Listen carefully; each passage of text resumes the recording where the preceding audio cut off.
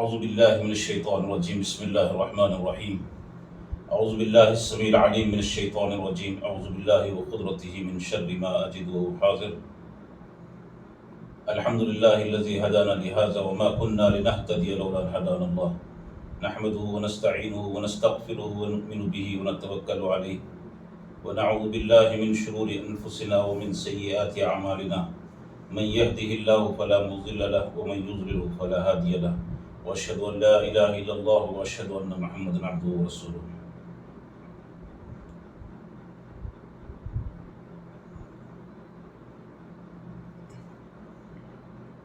ایک عرصے دراز سے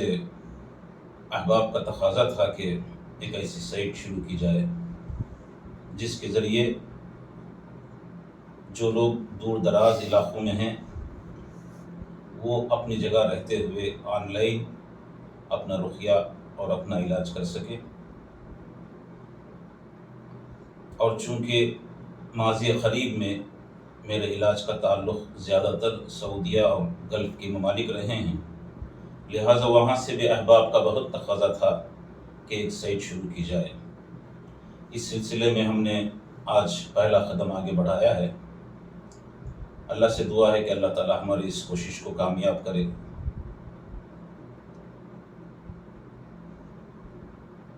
رقیہ شرعیہ جو ہم آیات قرآنیہ اور اتھینٹک احادیث میں جو دعائیں وارد ہیں اس کے ذریعے کرتے ہیں، دراصل قرآن پورے کا پورا شفا ہے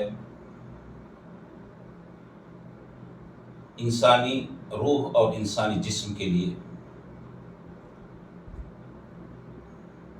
بالخصوص اس کی کچھ آیتیں ایسی بھی ہیں جو انسانی جسمانی بیماریوں کے لیے بھی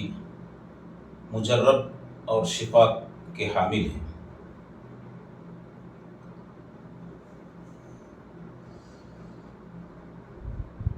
ہم یہ دیکھتے ہیں کہ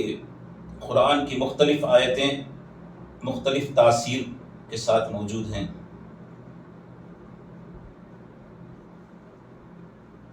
ہمارے پاس مریض آتے ہیں، ان کی یہ شکایت ہوتی ہے کہ انہیں ایک عجیب قسم کا ہمیشہ خوف اور ڈر لگا رہتا ہے اور ان کی دل کی دھڑکن تیز ہو جاتی ہے. ان کے کوئی کام صحیح بنتے نہیں ہیں، ان کی نمازوں میں کانسنٹریشن اور یکسوئی نہیں ہوتی. قرآن پڑھنا چاہتے ہیں لیکن قرآن کی طرف رغبت نہیں ہوتی. اسی طرح ہر خیر والے معاملات میں ان کی رغبت کم ہوتی چلی جاتی ہے، چاہے وہ ان کے کام کے معاملات ہوں، ان کے حق حلال اور روزی کے معاملات ہوں. اور اس میں وہ مریض بھی شامل ہیں جو یہ کہتے ہیں کہ ہمیشہ ان کا پیٹ گڑبڑ رہتا ہے، مستقل پیٹ کی پریشانیاں ہیں، یا پھر ان کے سر میں ہمیشہ درد رہتا ہے، ان کے جسم کے جوڑ ہمیشہ درد کرتے رہتے ہیں، ہمیشہ ایک بے سکونی کی کیفیت میں رہتے ہیں، انہیں کہیں قرار نہیں ہوتا. اور انہی میں وہ لوگ بھی ہیں جن کے ساتھ یہ مسائل ہوتے ہیں کہ وہ اپنے گھر کے معاملات میں اپنی بیوی کے ساتھ، اپنی بچوں کے ساتھ ہر چھوٹی بڑی بات پر، چھوٹی چھوٹے معاملات پر جھگڑنے لگ جاتے ہیں. بے ضرورت ان کے اندر ایک چڑچڑاپن جس کو کہتے ہیں اشتعال کی کیفیت ہوتی ہے، اور اس طرح گھر کے تعلقات کشیدہ ہو جاتے ہیں، معاملات بگڑ جاتے ہیں. اور یہ معاملہ جب آگے بڑھتے بڑھتے ان مریضوں کا کہنا ہے کہ یہ اپنی بیوی کے قابل ہی نہیں رہتے.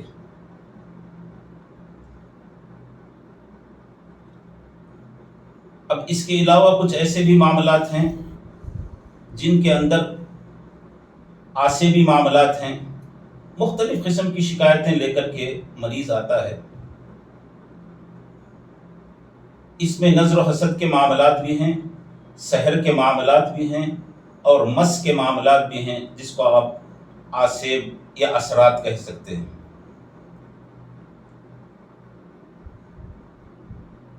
اب اس میں کچھ معاملات ایسے ہوتے ہیں جو نظر و حسد میں وہ معاملات ہیں جو سحر کے معاملات بھی شامل ہیں، اور سحر ہے تو سحر میں کچھ ایسے معاملات ہوتے ہیں جو مس سے شامل ہیں، مس میں بھی وہی معاملات ہوتے ہیں اور سحر میں بھی وہی معاملات ہوتے ہیں۔ لہٰذا ہمارے لیے یہ طے کرنا بہت مشکل ہو جاتا ہے کہ اس کے ساتھ اصل مسئلہ کیا ہے۔ لہٰذا جب ہم اس کو سامنے بٹھا کر کے سب سے پہلے نظر و حسد سے متعلق قرآنی آیات اور اتھینٹک دعائیں ہم پڑھتے ہیں تو اس کے جسم میں کچھ ریاکشنز ہوتے ہیں، کچھ تبدیلیاں ہوتی ہیں، کچھ حرکات ہوتی ہیں، جس کے ذریعے ہمیں یہ سمجھ میں آتا ہے کہ وہ نظر و حسد کے معاملات میں ملوث ہیں۔ اور جب ہم سحر کی آیات پر پہنچتے ہیں اور سحر سے متعلق قرآن میں جو جو آیتیں موجود ہیں اس پر پہنچتے ہیں تو اس کی حرکات و سکنات اور اس کے ریاکشنز مختلف ہو جاتے ہیں۔ اور پھر جب ہم قرآن کی ان آیات پر پہنچتے ہیں جس میں رب ذوالجلال کی کبریائی اور اس کی قدرت اور اس کی قوت سے متعلق قرآنی آیات ہوں تو اس پر ریاکشن اس کے الگ ہوتے ہیں۔ لہٰذا جب تک مریض پر رقیہ نہ کیا جائے اس وقت تک ہمارے لیے یہ سمجھنا بہت مشکل ہو جاتا ہے کہ اس کے ساتھ مسئلہ کیا ہے۔ لہٰذا جب مریض آتا ہے تو سب سے پہلے ہم رقیہ کرتے ہیں، پھر وہ اپنے جسم سے متعلق جو حرکات و سکنات، جو تکلیف وہ بتاتا ہے، جو ظاہری طور پر جسمانی حرکات ہوتے ہیں اس کو تو ہم دیکھ پاتے ہیں، اور اندرونی طور پر جو تکلیف وہ محسوس کرتا ہے، جیسے پیٹ میں مروڑ ہونا، ہارٹ، اس کی دل کی دھڑکن کا تیز ہو جانا، اس کے سر کے پچھلے حصے میں کھچاؤ کی کیفیت ہو جانا، اس کی پوری نسوں میں اینٹھن اور اکڑ کی کیفیت ہونا، اس کے جسم کی جوڑ میں درد کی کیفیت شروع ہو جانا، یہ وہ خود بتا سکتا ہے اور ہم اس سے وہ کیفیت لیتے ہیں۔ ظاہری طور پر جو اس کے حرکات ہوتے ہیں وہ تو ہم سمجھ پاتے ہیں کہ وہ مختلف قسم کی حرکتیں کرتا ہے، اور کس آیت پر اس کی حرکت کا تناؤ کتنا بڑھتا ہے یہ بھی ہم سمجھتے ہیں۔ لہٰذا اس کے بعد ہی ہم اس نتیجے پر پہنچتے ہیں کہ اس کے ساتھ مسئلہ کیا ہے، نظر سے متعلق مسئلہ ہے، یا اس کے ساتھ سحر کا مسئلہ ہے، یا وہ مس میں شامل ہو چکا ہے۔ اب اس کے بعد قرآن کی جو مختلف آیتیں ہیں، مختلف صورتیں ہیں جس میں مختلف تاثر موجود ہے، تاثیر موجود ہے، اس کے ذریعے ہم وہ قرآن کی آیتیں اور مخصوص دعائیں اور وہ مخصوص اذکار ہم اس کو دیتے ہیں پڑھنے کے لیے، تاکہ وہ اذکار پڑھے اور سورہ بقرہ کو سنے، پھر اس کو سدر سے غسل کرانا، یہ مختلف درجہ بدرجہ اس کے ساتھ ہم علاج کرتے ہیں۔ اس علاج کی تفصیل انشاءاللہ پھر کبھی میں آپ کے سامنے رکھوں گا۔ آج میں صرف آپ کو اس سائٹ کی افتتاح اور کے موقع پر میں آپ کو صرف یہ بتانا چاہ رہا تھا کہ ہمارا طریقہ علاج قرآن اور اتھینٹک احادیث اور ان کی اس اللہ کے رسول صلی اللہ علیہ وسلم کی وہ معصور دعاؤں کے علاوہ اور کچھ بھی نہیں ہے۔ ہم اس علاج میں جو زیادہ سے زیادہ جو چیزیں استعمال کرتے ہیں وہ ہے سدر، جس کا ذکر آپ کو احادیث میں ملے گا، شہد ہے جس کے ذریعے علاج کا ذکر آپ کو احادیث میں ملے گا، سنا مکی ہے جس کے ذریعے احادیث میں آپ کو ذکر آپ کو احادیث میں ملے گا علاج کے لیے۔ اس طرح وہ چیزیں یہی وہ چیزیں ہیں جو ہمارے علاج میں استعمال ہوتی ہیں۔ ہم اس میں کسی قسم کی تعویذ یا کوئی ایسی غیر غلط چیزوں کا استعمال ہمارے پاس بالکل بھی نہیں ہوگا۔ اس لیے آپ اطمینان سے،